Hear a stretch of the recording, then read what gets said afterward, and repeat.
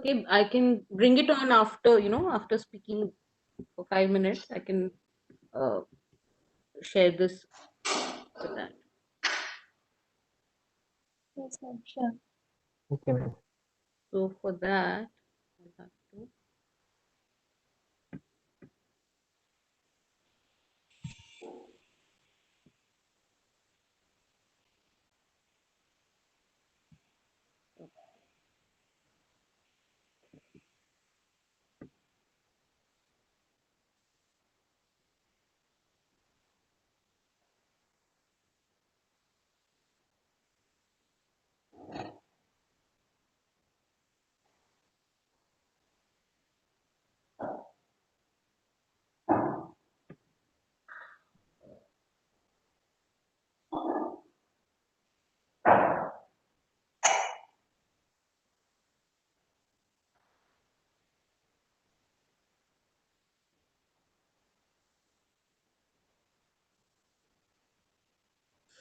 So you're what is exactly the society that is organizing this program? Yes, ma'am. This is Team Unnat Bharat Abhiyan. Okay. We actually work for the rural upliftment खेल है, and हमको बोलना है. social and rural upliftment of villages. Everyone wants to speak about it. And so this is all, it's a long run. How old is it? How long is this society been there in IIT?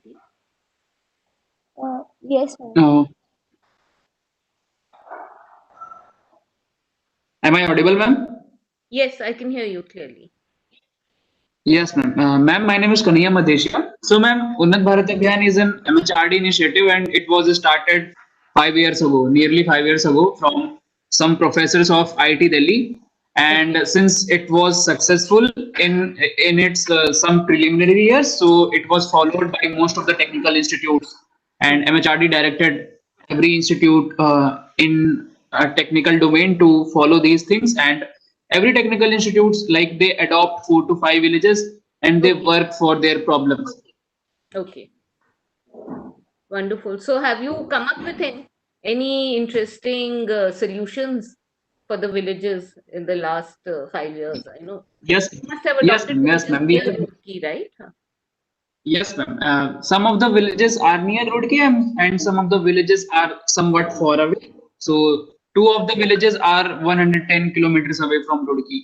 But still, we have been able to cater to their problems, and we have some interesting ideas like related to banking, related to education, and related to employment. Okay. So do you just come up with the ideas, or do you also try and implement them along with, the village officials? Ma'am, yes, ma'am.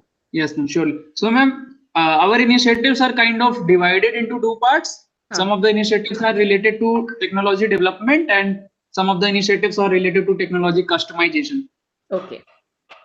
So, we try to develop things and we try to customize also, and we are also into awareness. So, we aware societies, we aware the communities about the existing problems, and we try to abolish the taboo and anything that is prevalent in society, and we think that it is wrong. So you're looking not just, you don't have a role just like as a technical consultant, but you also have a role as students or citizens of the country, who are, besides your technical Yes, ma'am. capabilities, you're also looking to help with general awareness, Yes, as you said. yes, ma'am. We try to connect them with government policies and government. We try to mobilize them for a better cause. Okay.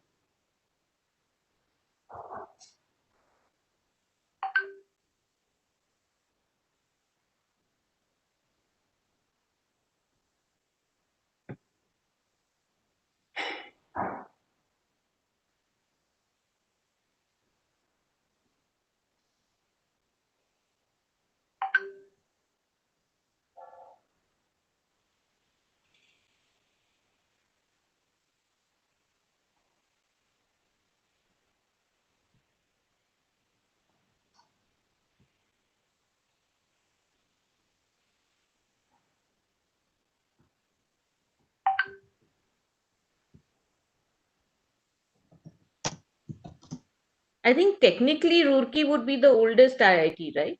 Before it became an IIT, it was there as a Yeah, yes, ma'am. Yes, general ma'am. engineering college. Yes, ma'am. It was established in 1847, so technically Ah, we are the oldest. for railways, I think. Ma'am, yes, ma'am, for helping Britishers to help them in creating canals and building canals and Okay. transportation system from Uttarakhand to Uttar Pradesh. Okay. So yeah, canals you're saying, because in my mind it was always railways. I think it would have shifted to railways soon enough. Yes, ma'am. I don't know much about that, but initially it was for canals. Hmm.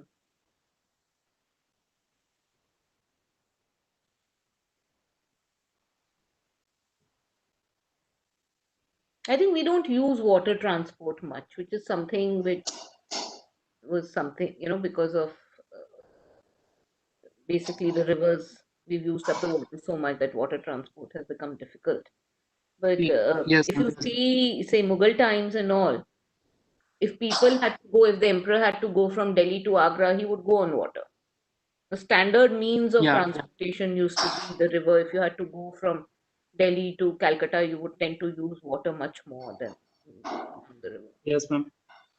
But the problem in India is, ma'am, like the density is so much high ki, from rivers to forest, everything is encroached nowadays. Yes. So it's a problem.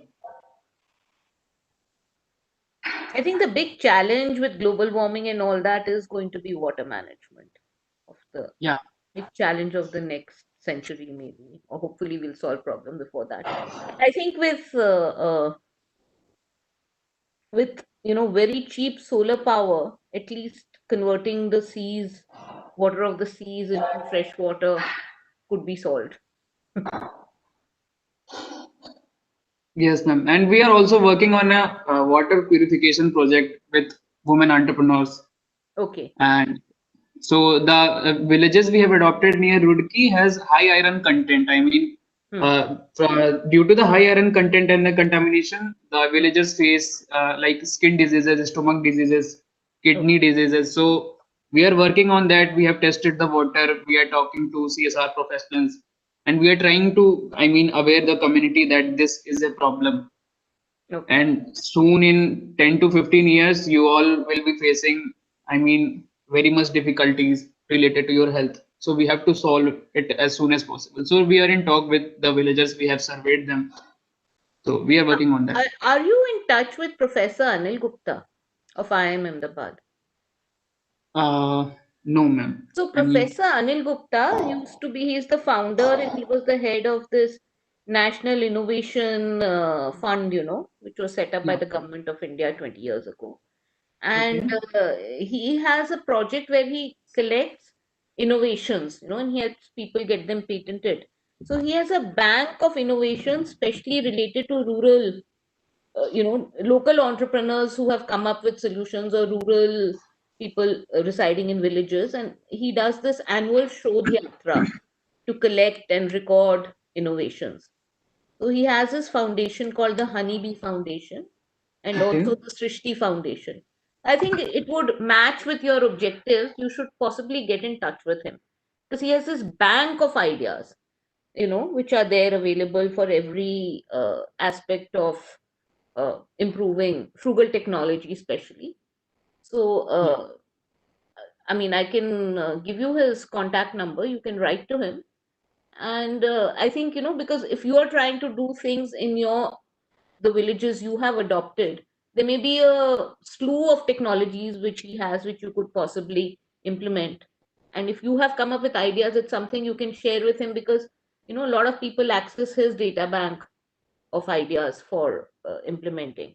Yeah. So that would be a good thing. Sure. Let me Surely, take ma'am. out Surely. his email address. Yes, ma'am. You It's can give. really interesting that people are helping, professors are helping us in No, that no, kind of. this is his life's work, so to say. And Oh, he's the one he's really for innovation. So you can read up about him. It's surely, ma'am. He's got a Padma Shri and all also.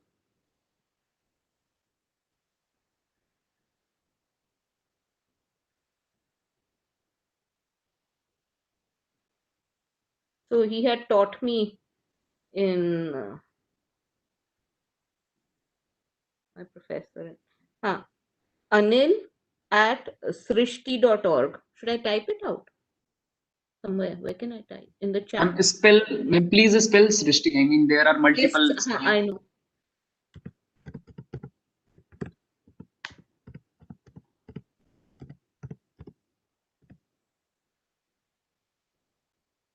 That's it. Did you see it on the chat? Yes, ma'am. It is visible.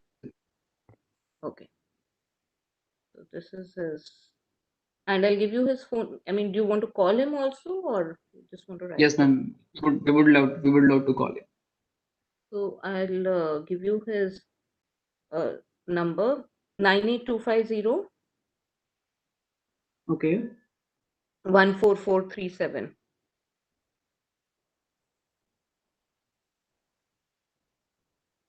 Okay, ma'am. Noted, ma'am. Because he would also, as there are so many ideas and they've been implemented in so many places, he has a center which does all this organic, which has gathered together a lot of organic farming technology, also pesticides and things like that. So for villages, I think, Yeah. our agricultural revolution in a lot of India is long overdue. Sometimes, have you worked with villages yourself, or what has been your experience? Ma'am, we have worked with villagers. I mean, we have talked to them, and but we have not went that deeper. I mean, we haven't went up to agriculture. I mean, agriculture is very dear to them, and they rarely try. I mean, they rarely welcome interventions in agricultural fields. No, it is But very we are risky. trying that. Yeah, yes, ma'am. You would have to set It up would take time. experiment, because the risk is so high for them, and they have no Yeah, fallback. If something's go wrong, it's not that they can yeah, afford to lose that money. So the projects have to be set up in front of them. Na? Some big farmer or some institute should actually grow things and show them, and then only will farmers be willing to take the risk of adopting your. yes, yeah. It surely requires time. I mean, to work in agricultural sector, it surely requires time and effort. Years. Okay. So when do we start? Should we start, or are we waiting for more participants? Yeah, Sagar, can you please inform?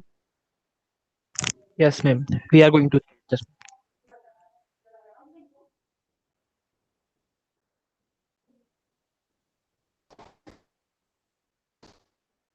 Ma'am, before we begin the talk, I want to confirm that if someone has any queries, can we put you those queries at the end? Yes. So I want to schedule like 1 hour for this talk. Right? That's a good enough time. So I will talk for about half an hour. It's already 4:12. Huh? So I'll speak for about half an hour, 45 minutes. And then whatever queries people want to ask, 15 minutes Okay. question answer. Okay, ma'am. Thank you. So, shall we begin now? Okay.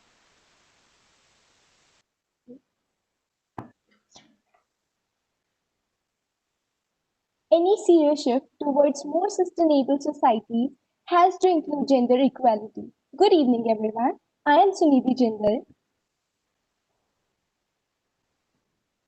and I am Sagar Gupta. We are from Unnat Abhiyan, IIT Roorkee, and welcome you all on the second day of the event, SPANDAN, the heartbeat of society,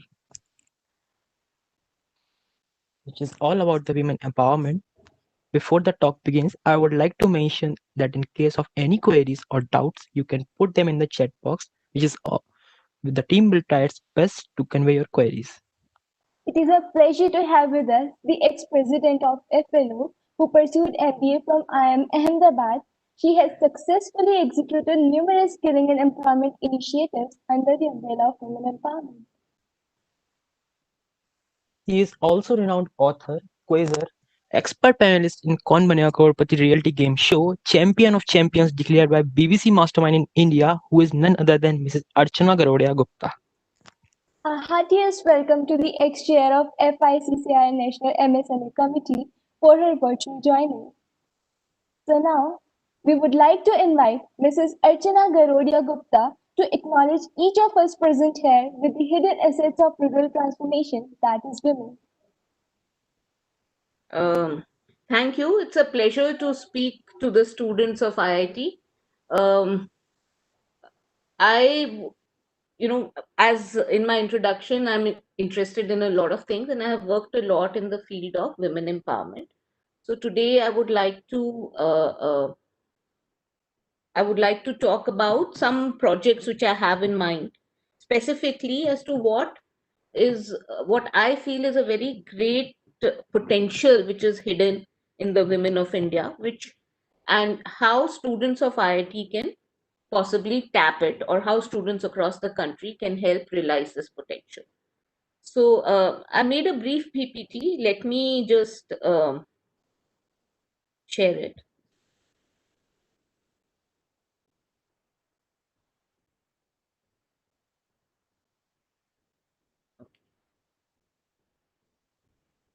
Okay. So first I want to talk about women and e-commerce. Okay. So first I'd like to tell you about what is the current status of India with regards to possibility of e-commerce. One, um, there are more than 1 billion mobile connections in India today. There are 400 million smartphones.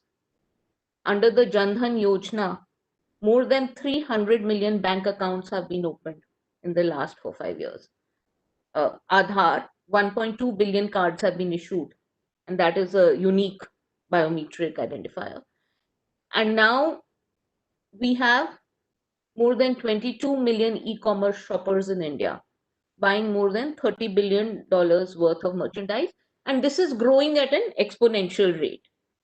So in a way, the um, we have laid the foundation of creating an e-commerce revolution. No, before you can have e-commerce, you need all those things, and you need bank accounts, you need phone connections, you need internet, you need logistics. So a lot of that work has been done in the last 4-5 years, or okay, last 15 years, you can say. Now, in particular, I want to talk about India. India has certain special features which are not there in most countries. We have thousands of unique crafts being practiced by millions of craftspeople located all over the country.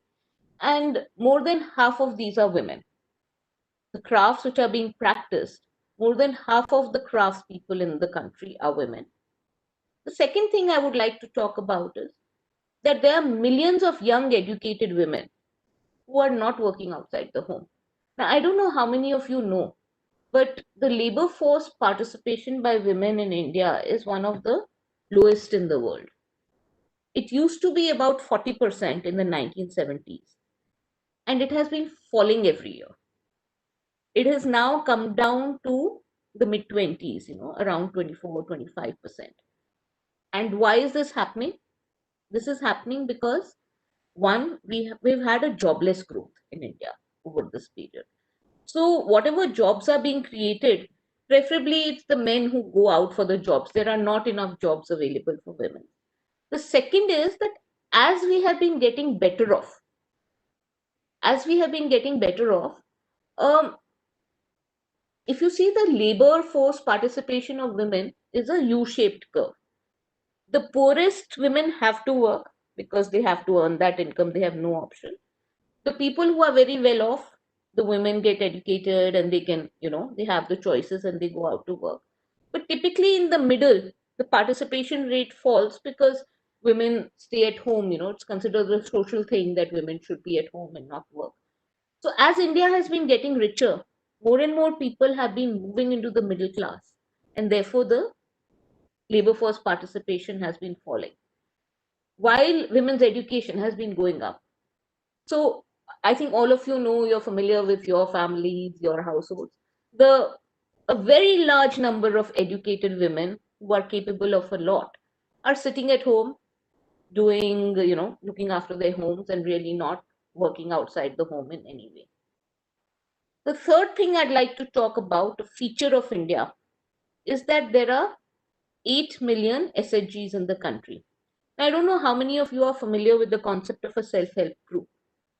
Um, Groups have been made of about 10 women each who are there to loan each other money and to help each other and also act as producer groups. This is something encouraged by the government. And so by now we have 8 million SHGs in the country.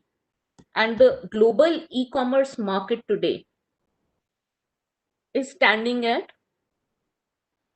roughly 22 trillion US dollars. Now, I want to talk about how we can engage women and other uh, men in rural areas and tap into this e-commerce market.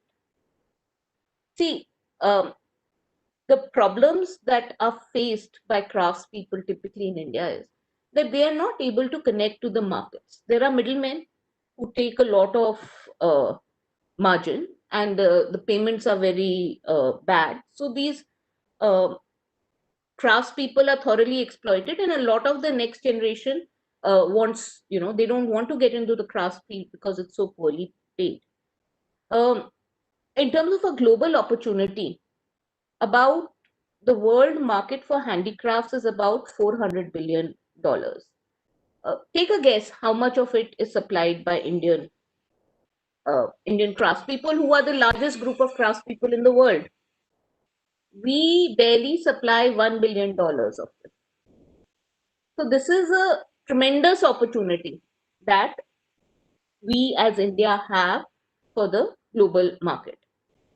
Now, e-commerce and women.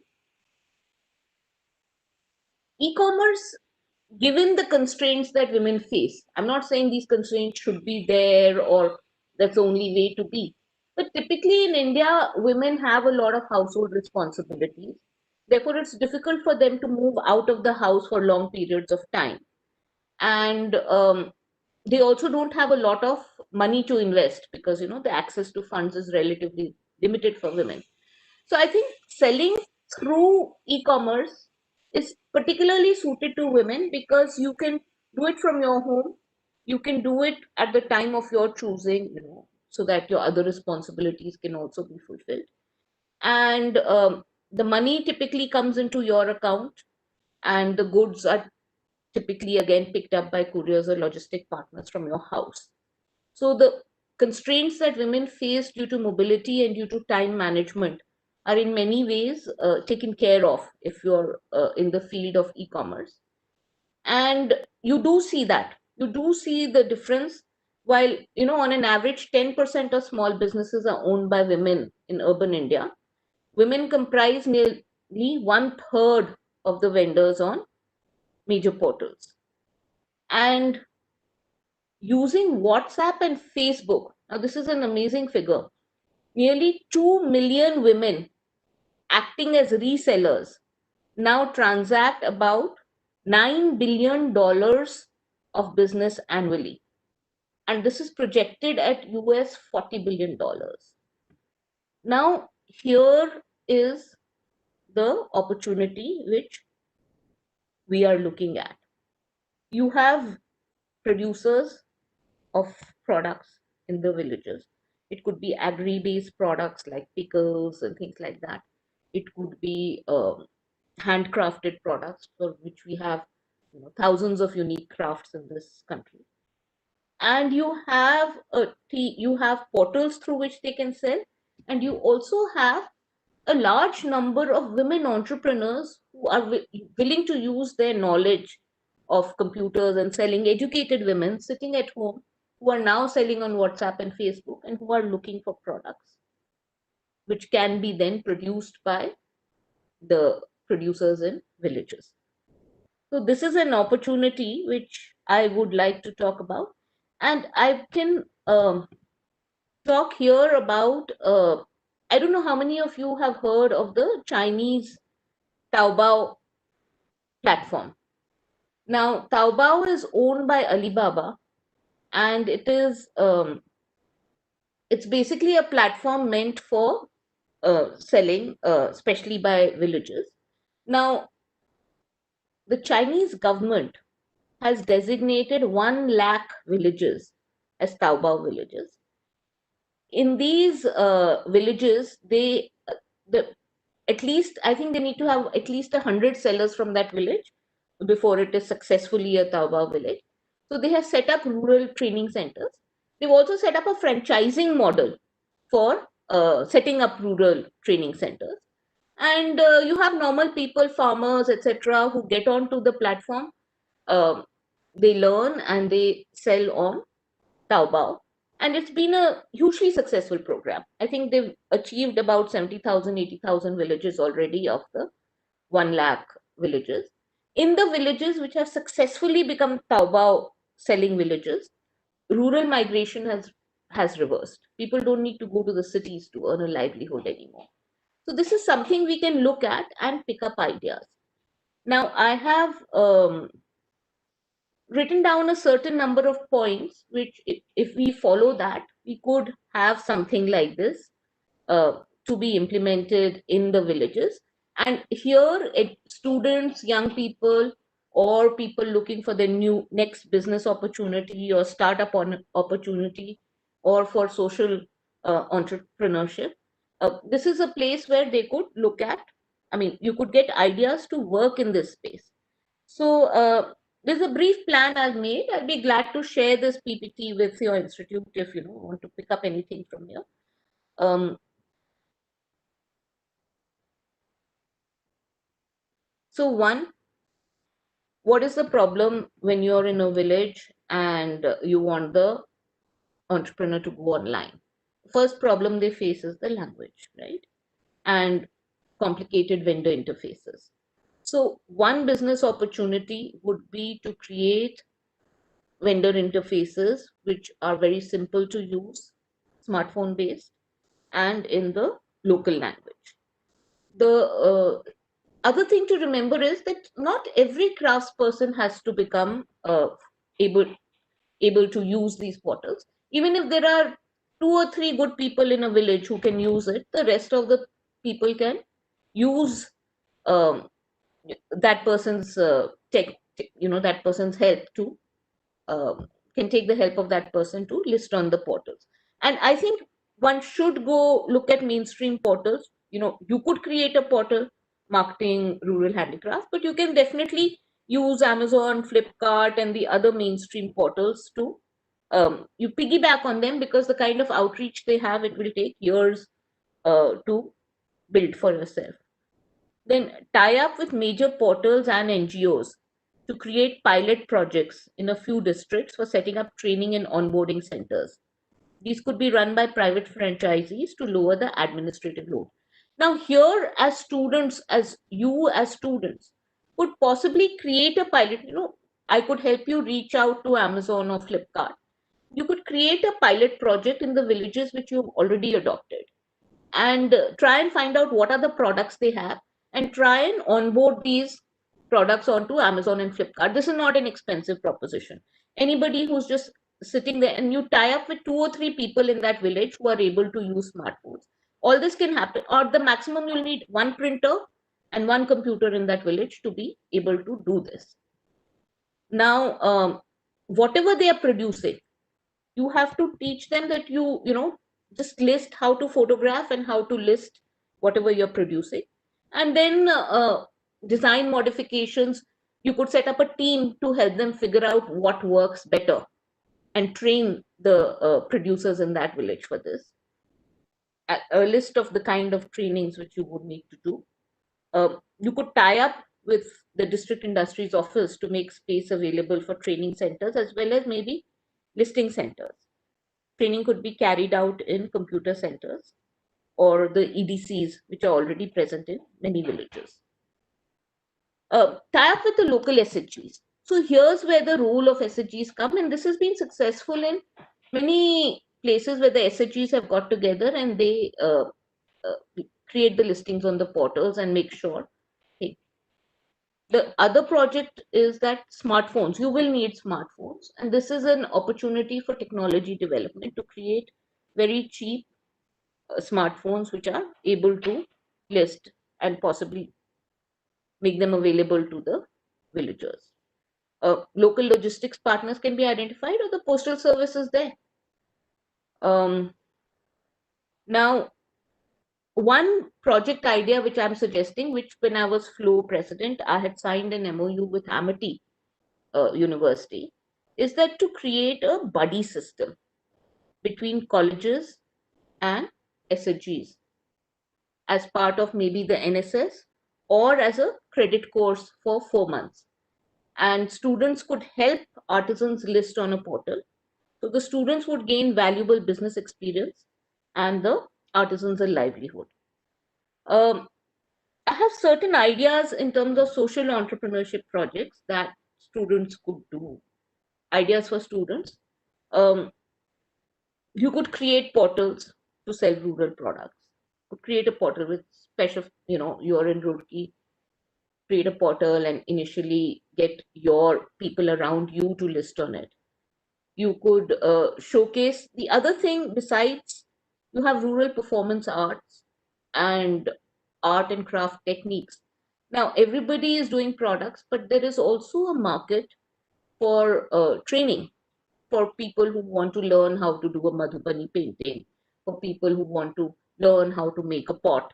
So these skills, you could have online classes, use teaching people rural technologies, craft skills, um, kitchen skills, farming skills, whatever.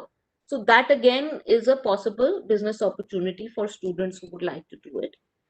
Um, some mechanism of, as I said, there are millions of women entrepreneurs in the cities and small towns who are trying to do business from WhatsApp and Facebook.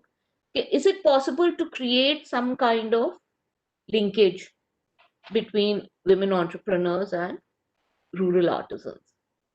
Um, One of the things which I have been presenting to the government is to create a national artisan mapping project.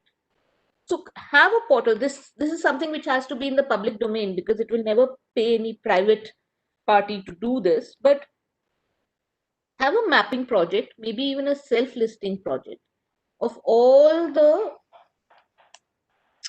crafts people or artisans in the country. Not very complicated, not necessarily something that you will sell on, but um, you just put up your name, your address, your phone number, whatever contact you have, and 5-10 photos of what you produce, and maybe a listing. So that, and this should be publicly available. So say if we have 50 million artisans in the country, even if you put up a fraction of that up there, so actually it would be good if it could be comprehensive. Anybody who is looking to sell or anybody who's looking to buy any of these products across the world will have an access to these artisans, and that itself will promote their marketing and sales, will have direct access. So this is a grand project. If the government can implement it, or it can be implemented in some kind of public private partnership, then this is something that can really make a difference to the lives of these artisans. So as I said, ideas for students, institutes can adopt villages and do a credit course for student projects and create a student buddy system. So you can even, as I said, one student or a group of 2 students can possibly mentor a SHG or an artisan, and that may create a more of a more of a linkage or a bonding between the students and the artisans. Okay.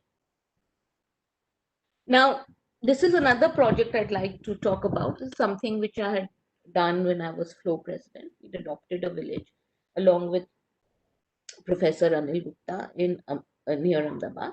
But at that time, we conceptualized this idea, and I think you have said that you're already working with 5, 6 villages.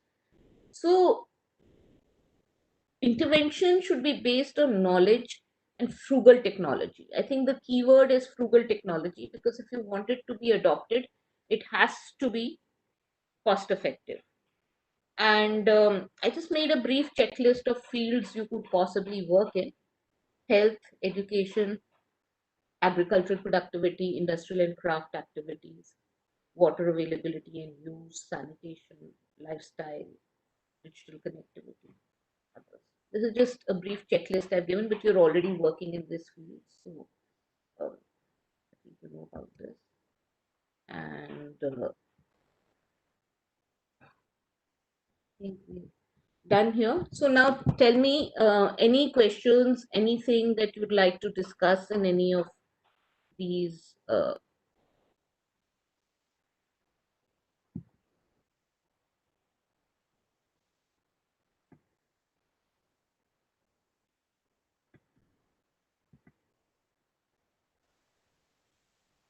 Thank you, ma'am, Thank you, for ma'am, this for delightful the talk. ma'am. So I've just thrown a lot of ideas at you. Now it's up to the students what they want to pick up. I think if you do something like the buddy project, it will really take out the creativity of each student, because they can apply their minds as to how to help that particular group of 4 or 5 artisans. And that can really, sometimes it brings out, as you have the responsibility, it will bring out a lot of your creativity of ideas. Yes, ma'am. Yes, ma'am. Sure, I'm sure we will try. So now we would request all the attendees to put the questions or queries if anyone has, so that we can convey to ma'am on time. Ma'am, shall we wait for just 2 minutes so that if anyone wants to ask something, so they can put it? Okay.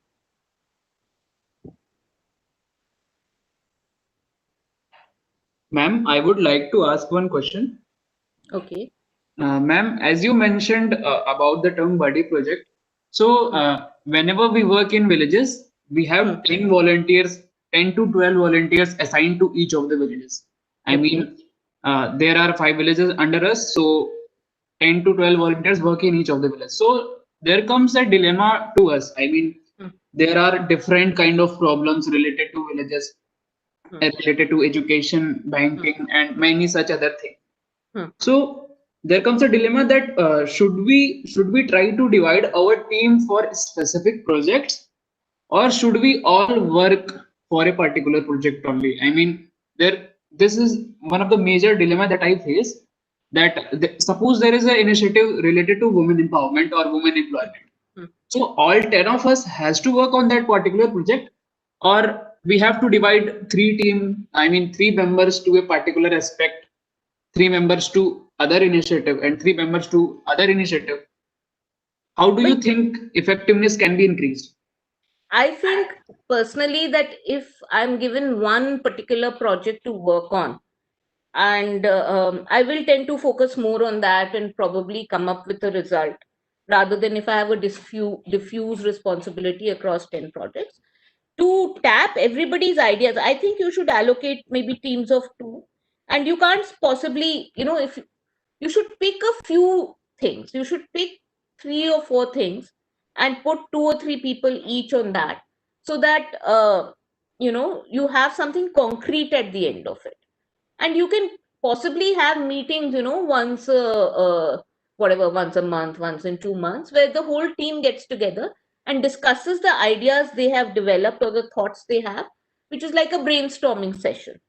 So the people in the other projects are not necessarily working. A person may be doing a water management project, but they listen to somebody who's in the women empowerment project, and they can share ideas and do a brainstorming session. So that can be there, but the responsibility of work has to be with. I think it's important to give a particular 1 or 2 people the responsibility of something, and it should be there should be a continuity, right? Because um, the students in the previous year would have already worked on those issues, right? So how do you how do you transfer that learning from the previous batch to your batch? There has to be a good system of doing that. Otherwise, all that work is lost every year. No? I don't know how you do that. Yeah, surely, ma'am. I think we have to focus more on creating a niche of projects, Yes. and so that intensity of work increases. Yes. So that there is something, like this, if all of you are doing everything, certainly in many ways your learning will be greater because you will get exposed to more kind of issues and all. But in terms of getting a solution for any of the problems, the probability of that will decrease if you don't have people specifically working on an ongoing basis. Year after year, the baton should be passed from the previous group which is working on that project to the next group. Yeah, Otherwise, you're starting from scratch every time. yeah, I totally agree with it, ma'am. Thank you so much, ma'am. Most welcome.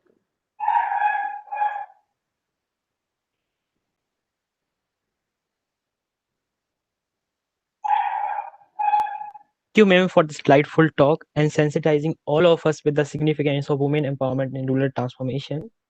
So, this was all about the talk. I hope you all would have enjoyed the mesmerizing occasion. I, on the behalf of Unnat Bharat Abhiyan IIT Roorkee, is grateful to our chief guest, Mrs. Archana Garodia Gupta, for her cordial joy, and to all of you for attending this delightful talk and making this event a huge success. Thank you. Now, Thank we would like to invite Ms. Archie Agarwal, our senior team member, to present the token of thanks on behalf of Team UBA IIT Roorkee. Thank you. Thank you so much. On the behalf of Unnat Bharat Abhiyan IIT Roorkee entire team and on my behalf, I extend a very hearty vote of thanks to Archana ma'am for gracing your essential work and sharing with us your findings and opinions today. I hope everyone in the audience enjoyed the talk and certainly got the ideas for rural transformation with women empowerment. So I would like to thanks once again Archana ma'am and everyone for joining us. Thank you. Thank you. It was a pleasure being here. Thank you, ma'am.